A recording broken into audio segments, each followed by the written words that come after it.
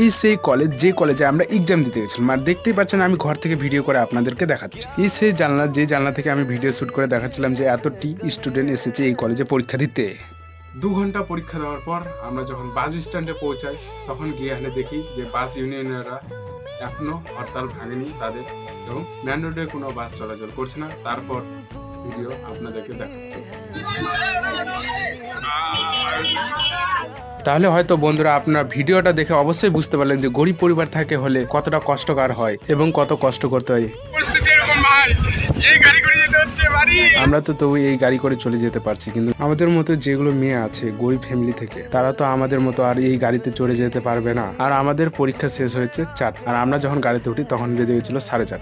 তাহলে ওদের কথা ভাবুন, ওদের বাড়ি যেতে যেতে হয়ে যাবে অন্ধকার, আর অন্ধকারে যদি একটা মেয়ে বাড়ি যায় তাহলে কিরকম ধরনের পরিস্থিতি হতে পারে সেটা আপনারা ভাবতে পারছেন।